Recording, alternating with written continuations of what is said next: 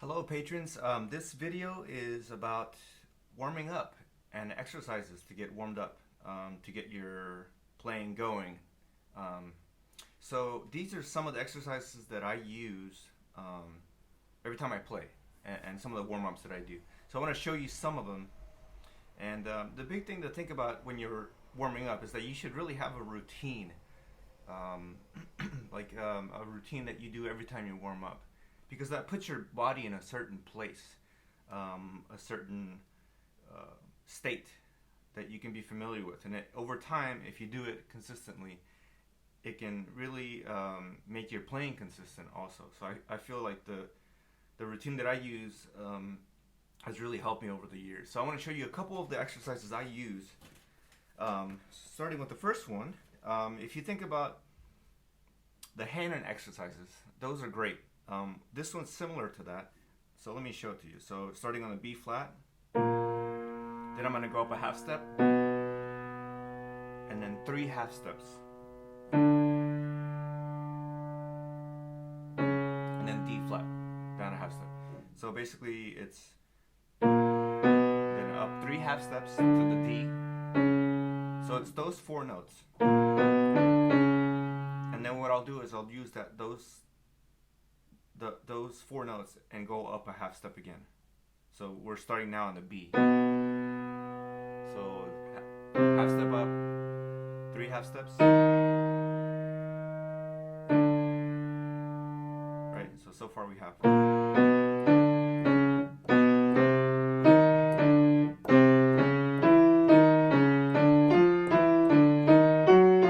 And so on and so on. I particularly like this one because it gets these fingers kind of going. If you don't know, these fingers are actually attached here, and so that's why it's a little bit it feels like they're kind of connected. It's because they are connected here too.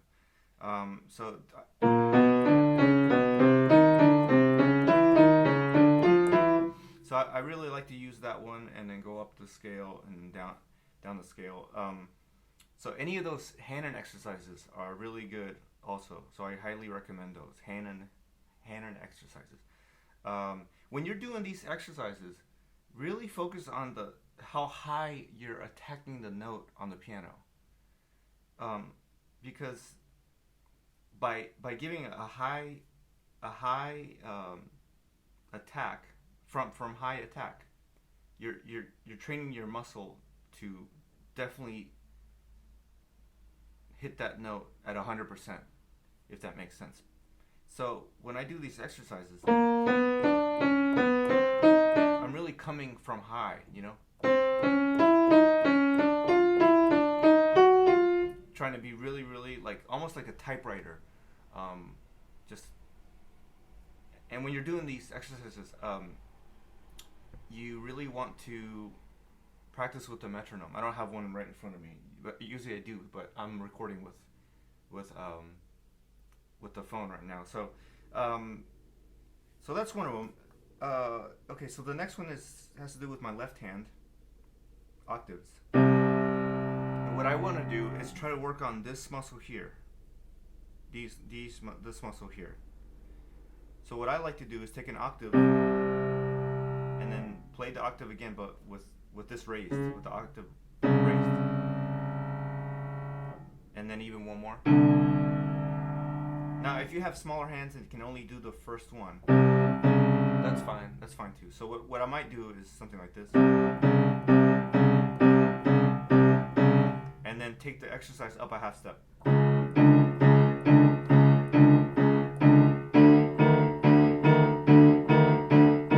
Or if you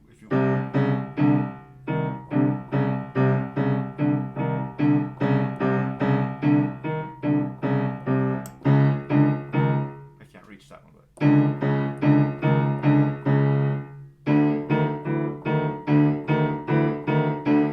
start to feel it here, which is a good way to warm up. Warming up is really about getting your body going. Just like any athlete, you really should think about how your body needs to prepare for what the physical activity that you're gonna do. You know, this is there's no exception here for piano. This is a physical activity, so you really need to warm up these muscles, all these muscles. I had a friend of mine who would actually go to the gym before a concert, just to get the muscles going. So that's one of them, and then the other one I like too is doing octaves with two hands. By the way, that other exercise you can also do with your right hand. So if you take something like an octave, so now you're working this muscle here with your let me adjust this chord here. It's gonna end up. There we go. Now you're working on this muscle here.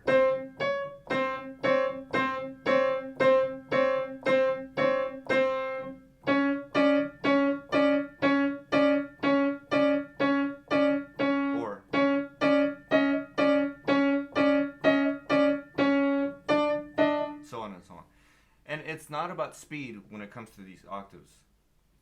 You know, later on, if there's an exercise for that, that's specifically for that. But this is more to get these muscles going. Okay, so that's one.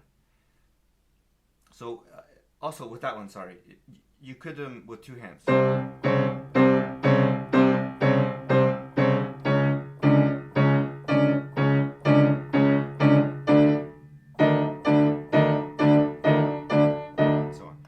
Another octave one that I like is really works on the fourth finger. So you're gonna do your octaves.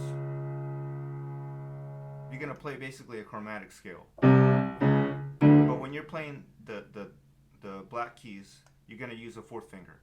Now this is a very this is actually sometimes used in classical music, classical approach to playing, which I grew up playing classical. So when you play your octaves, there's a reason why some people choose to play, like if you're playing a chromatic passage, they use the fourth finger, and that's actually to make it a legato.